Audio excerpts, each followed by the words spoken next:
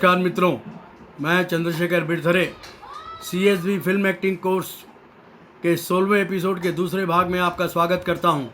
पिछले एपिसोड में हमने ध्यान के विभिन्न आयामों के बारे में चर्चा की थी और ध्यान को किस तरह केंद्रित एकाग्रचित किया जा सकता है इसके बारे में भी हमने विस्तार से चर्चा की थी और किस प्रकार एक राज्य के राजा ने अपने महामात्र को ढूंढा और किस प्रकार उसको दूध से लबरेज प्याला दिया, बड़ा एक कटोरा दिया गया और कैसे उसको सिलेक्शन किया गया। उस पद्धति को अगर आप भी उस प्रक्रिया से गुजरेंगे और रोज़ गुजरेंगे तो आशा करता हूं कि आपको भी ध्यान को एकीकृत करने की ये कसरत है वो बहुत आपको फ़ायदा देगी। अब हम बात करेंगे आज की ध्यान के केंद्रीकरण की जो हमारी योगिक क्रियाएं हैं, योग से जुड़ी हुई जो क्रियाएं हैं उसके बारे में आज हम चर्चा करेंगे।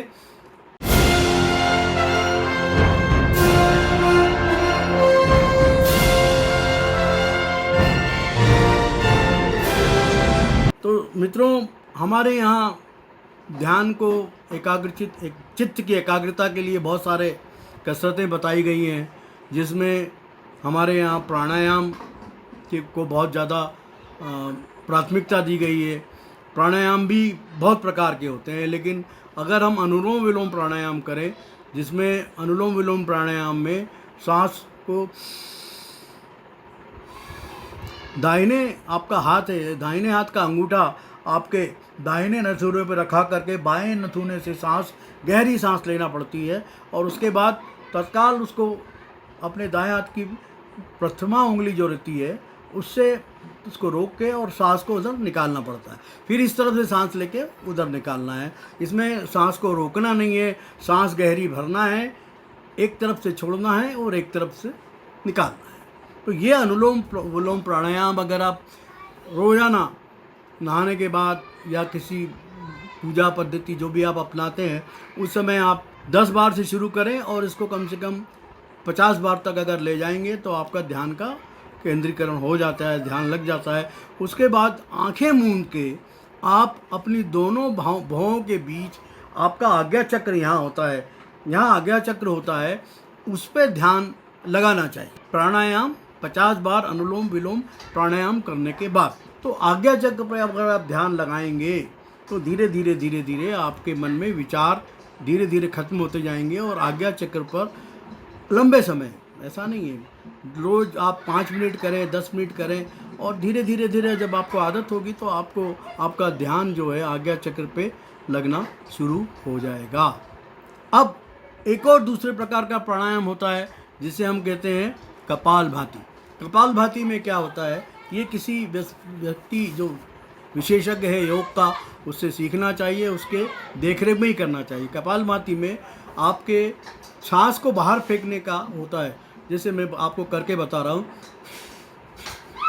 पेट आपका अंदर जाएगा, सीना आपका ऊपर जाएगा और सांस आप बाहर फेंकेंगे और उसके बाद अंदर सांस लेने की कोशिश आपको नहीं करना, वो आपकी स्वाभाविकता से वो सांस अंदर जाएगी। फिर से देखें, पेट अंदर, सीना ऊपर और सांस अंदर और अपने आप इसको बाहर फेंकना है सांस को। तो ये प्राणायाम आप किसी योग विशेषज्ञ की देखरेख में करें और इसकी शुरुआत आप 10 बार, फिर 20 बार, 50 बार, इसको 300-400 बार भी किया जा सकता है। अगर आप किसी विशेषज्ञ की देखरेख में नहीं करते तो नुकसान भी हो सकता है। इसलिए ये जो कपालभाति प्राणायाम है, और भी प्राणायाम है, कपालभाति, फिर भस्त्रिका हैं, उसके बाद भ्रामरी प्राणायाम होता है। ये दोनों, इसको भ्रामरी प्राणायाम भी हमको अभिनय वाले जो भी व्यक्ति हैं उनके लिए बहुत उपयोगी होता है। अंगूठे से दोनों कान के छिद्र बंद करेंगे और यहाँ ये एक आँख पे रहेगा और 2 उंगलियाँ कपाल पर और ये तीनों छोटी उंगलियाँ जो है नाक के वहाँ पर, और इसके बाद अंदर से एक जैसे भंवरा गुनगुनाता है वैसे अपनी गूंज निकालना है गले से।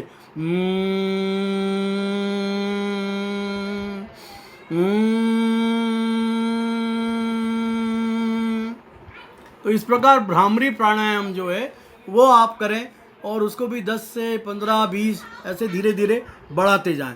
तो ये जो प्राणायाम है इनसे आपके मन की एकाग्रता और एकाग्र चित्त हो जाएगा धीरे धीरे आप इसको किसी भी प्रकार का जब प्राणायाम करें तो उसके बाद दोनों भुवों के बीच अपने आज्ञा चक्र पर ध्यान केंद्रित करें। या एक और तरीका है ध्यान केंद्रित करने का, आप अपनी नाक, दोनों आंखें बंद करके आप अपनी नाक के अग्रभाग को मन की आंखों से देखने की कोशिश करें और नाक के अग्रभाग पर ध्यान लगाएं।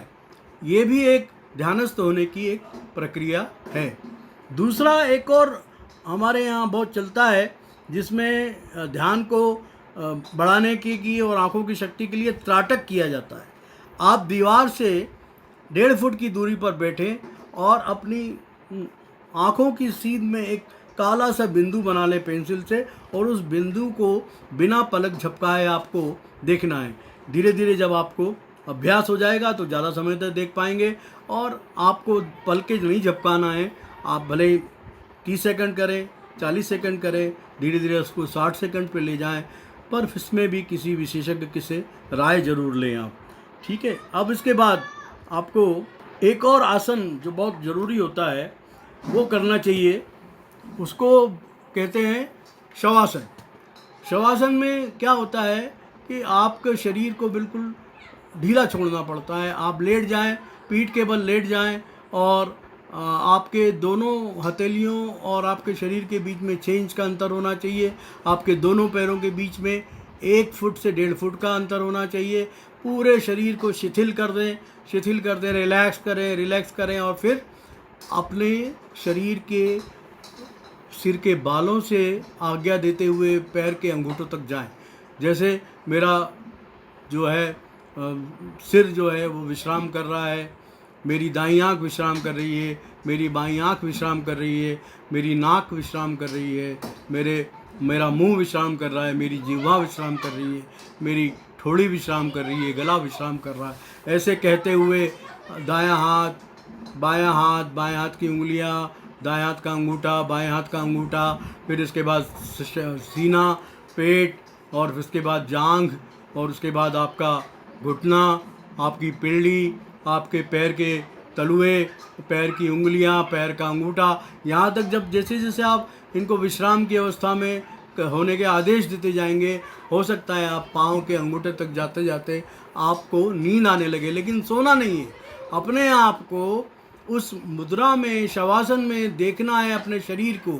आप आपके मन की आंखों को ले जाएं बाहर की तरफ और वहाँ से अपने शरीर को देखें जो शवासन की स्थिति में पड़ा हुआ है। ये शवासन की जो स्थिति अब जब आप कर लेते हैं, ले लेते हैं, तो फिर उसके बाद आप अपने आप को आज्ञा देंगे कि मेरा ध्यान जो है वो बाहर की तरफ चला जाए। बाहर जो भी गतिविधि हो रही, 5 गतिविधि, जो 5 आवाज़ें आ रही उनको आपको सुनना है मन की आंखों से, कानों से, मन के द्वारा कि पहली आवाज़ कौन सी, दूसरी आवाज़ कौन सी, तीसरी आवाज़ कौन सी, चौथी आवाज़ कौन सी, ऐसे 5 आवाज़ें, और फिर उसको रिकलेक्ट करके अपने जो भी प्रशिक्षक है उनको बताना है। इसी प्रकार ध्यान को अंदर की तरफ ले जाने की भी आदेश देना, तो बाहर से पूरे कट ऑफ हो जाएंगे आप। बाहर क्या हो रहा है क्या नहीं हो रहा आपको कोई मतलब नहीं, आप अंदर की तरफ जाएंगे। आप रक्त और मांस के एक लोथड़े हैं, ठीक है, आपकी सांस चल रही है, सांस पे ध्यान केंद्रित करें। सांस पे जब ध्यान केंद्रित कर लेंगे तो धीरे धीरे आपका ध्यान जो है अंदर की तरफ गहरा उतरता जाएगा। इसी तरह जब प्राणायाम करते हैं तो सबसे पहले आप आपकी आती जाती सांस को देखते हैं, और जब प्राणायाम के बाद ध्यान लगाते हैं तो अपनी आती जाती सांसों को मन की आंखों से देखेंगे। जब सांस पे आपका ध्यान आ जाएगा तो ऑटोमेटिकली आपका ध्यान आपके आज्ञा चक्र पर केंद्रित हो जाएगा, ठीक है। अब इसके बाद अपने पास जो चीज़ें हैं वो बहुत सारी चीज़ें अभी हैं कि जैसे ध्यान को केंद्रित करने की बात अभिनेता के लिए साथ तकनीकी पद्धतियों, मूल चरित्र के संवादों, अपने सांकेतिक शब्दों, ध्यान के अनेक प्रकारों की चेतना रखना बहुत मुश्किल होता है, लेकिन धीरे धीरे अभ्यास से इस बात को आप प्राप्त कर सकते हो।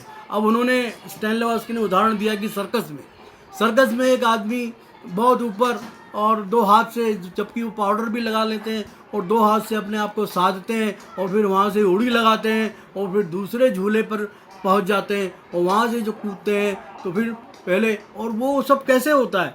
वो इसलिए होता है, बाजीगर कलाकारों का उदाहरण दिया और उन्होंने बताया कि किस प्रकार अभिनय के विभिन्न प्रकारों और अलग अलग तलों में उलझी जो चीज़ें होती हैं उसको वो लोग कैसे दूर करते हैं, जो वो भी ध्यान का केंद्रीकरण ही करते हैं। तो वो क्या करते हैं कि लगातार अभ्यास और जान को जोखिम में डालने का जो अभ्यास लगातार करते हैं, उसके बाद क्या होता है कि हमारा जो अवचेतन मन है उस चीज़ को ग्रहण कर लेता है और ऑटोमेटिकली फिर सब चीज़ें होने लगती हैं। उनको फिर प्रयास नहीं करना पड़ता है, बिना प्रयास के भी वो उस स्थिति में पहुंच जाते हैं और वो सारा ध्यान जो है एक जगह केंद्रित कर लेते हैं। और इस सब में क्या महत्वपूर्ण होता है, अभिनेता की अंतः प्रेरणा, आंतरिक अंदर से जो प्रेरणा होती है वो सब बहुत ज़रूरी होता है। लगातार अभ्यास से वो जो है अभिनय में प्रवीणता हासिल होती है। जिस प्रकार एक सर्कस का बाजीगर भी वो एक लगातार अभ्यास से, अब ये हमारे यहाँ एक दोहा बहुत प्रसिद्ध है कि करत करत अभ्यास के जड़मती होत सुजान, रसरी आवत जात के सिल पर पड़े निशान। रस्सी जो बहुत कोमल होती है, लेकिन वो लगातार उसका उपयोग जब कुएं की पाल पे होने लगता है तो कुएं की जो पाल रहती है, कुएं का जो पत्थर रहता है, वो भी उसके घर्षण से घिस जाता है। तो अभ्यास हम लगातार करेंगे ध्यान के, और ये प्राणायाम वगैरह जो अपनाएंगे, और उसके बाद फिर हम अपनी कल्पना शक्ति का उपयोग करेंगे, हम हमारे अवचेतन मन का उपयोग करेंगे, तो धीरे धीरे हम हमारे अभिनय में प्रवीणता हमको मिलती जाएगी। प्रतिभा, उनका मानना था स्टैनिस्लॉवस्की का कि प्रतिभा जो है वो सिर्फ 5% होती है, 95% लगातार मेहनत करने का जो जज्बा होता है अभी कलाकार में, वो काम देता है। प्रतिभा सिर्फ 5% की अपेक्षा होती है, जबकि 95% लगातार मेहनत करके कलाकार अपनी अभिनय क्षमता को विकसित करता है। जीवन में सफलता के लिए 95% परिश्रम और केवल 5% की अपेक्षा होती है। और इसीलिए आप देखेंगे कोई संगीतकार हो, गायक हो, या कोई वाद्य बजाने वाला व्यक्ति हो, वो लगातार रियाज करता है। कई गायक हैं वो 4 बजे सुबह प्रभात बेला में उठ के अपनी रियाज करते हैं। कोई कुछ सीखता है वाद्य यंत्र, वो 4 बजे उठ के फिर वो हारमोनियम बजाना सीख रहा है, वायलिन बजाना सीख रहा है। तो इस समय जो आपके अंदर जो मेहनत करने का जज्बा है, 95% मेहनत आपको परिणाम देगी, और 5% प्रतिभा जो है वो आपको अपने लक्ष्य की ओर ले जाएगी। तो इसलिए मित्रों, ये हमारे 16वें एपिसोड का दूसरा भाग था, जिसमें हमने ध्यान के विभिन्न आयामों की चर्चा की और किस प्रकार आप ध्यान को केंद्रीकरण करके ध्यान में जाके, वैसे तो शरीर में 7 चक्र होते हैं और वो 7 चक्रों की बड़ी महत्ता है। कई जो सफल बहुत सारे मुनि होते हैं जो सिद्धियां प्राप्त करते हैं, तो वो ध्यान की इन अलग अलग तल से गुजरते हैं, और ध्यान में जाने के बाद क्या स्थितियां बनती हैं, तो वो भी आपको धीरे धीरे कई बार जब हम अभिनय करते हैं, तो जैसे अभी इम्प्रोवाइजेशन की बात हुई थी, तो इम्प्रोवाइजेशन में क्या होता है, हम अभिनय करते करते अभिनय की उस चरम उत्कर्ष पे पहुंचते हैं और हम अपने आप को भूल जाते हैं, हम चरित्र विशेष में ऐसे खो जाते हैं। तो वो जो होता है उस समय जो घटता है वो अभिनय होता है, नया होता है, वो अभिनय होता है। आपने किसी नाटक को 100 बार किया और 101वीं बार फिर उसी पात्र को आप कर रहे हैं, तो वो 101वीं बार जो हो रहा है वो अलग हो रहा है, वो नया हो रहा है, वो पुराना नहीं है। तो मित्रों, ध्यान के विभिन्न आयामों के हमने आज इस एपिसोड में चर्चा की। फिर हम मिलेंगे अगले 17वें एपिसोड में एक नए विषय के साथ और चर्चा करेंगे अभिनय के बारे में, और अभिनय में अपने आप को कैसे प्रवीण किया जाए उस बारे में चर्चा करेंगे। तब तक के लिए बहुत बहुत धन्यवाद। नमस्कार। मैं आपसे विदा लेता हूँ CSB film acting academy Indore की ओर से चंद्रशेखर बिरथरे। मेरा चंद्रशेखर बिरथरे यूट्यूब चैनल अगर आपने अभी तक सब्सक्राइब नहीं किया हो, लाइक नहीं किया हो, तो कृपया लाइक करें। पुनः बहुत बहुत धन्यवाद।